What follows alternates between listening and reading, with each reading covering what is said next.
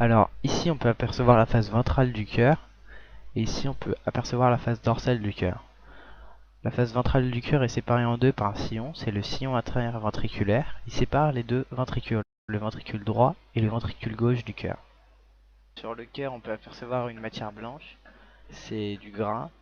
Ce gras s'appelle des tissus adipeux et ça sert à protéger le cœur. On peut ici apercevoir l'oreillette gauche et l'oreillette droite du cœur. Donc ce qui est en blanc ici et ce qui dépasse ce sont les artères, donc l'artère aorte et l'artère pulmonaire. Et ici ce qui a été coupé, ce sont deux veines, les veines caves et les veines pulmonaires. On peut observer que lorsqu'on introduit de l'eau dans les artères, l'eau reflue grâce à un système de valves situé entre les artères et les ventricules. On peut au contraire s'apercevoir que si l'on introduit de l'eau par les veines, celle-ci ressort par les artères après être passée par les oreillettes et les ventricules. On introduit la sonde cannelée dans l'artère pulmonaire et on voit qu'elle va toucher le fond du ventricule droit. Donc ensuite, on prend les ciseaux et on découpe le cœur en suivant la sonde cannelée, donc à peu près environ 1 cm du sillon interventriculaire, faisant ainsi apparaître le ventricule droit. La valvule que l'on aperçoit à l'écran est la valvule pulmonaire. Elle est située entre l'artère pulmonaire et le ventricule droit et évite le reflux du sang. Cette valvule-ci est la valvule tricuspide.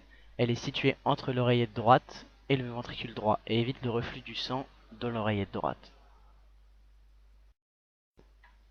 On introduit ensuite la sonde cannelée dans la veine pulmonaire, la faisant ainsi ressortir dans le ventricule droit nouvellement ouvert. On coupe ensuite le long de la sonde cannelée, laissant ainsi apparaître l'oreillette droite.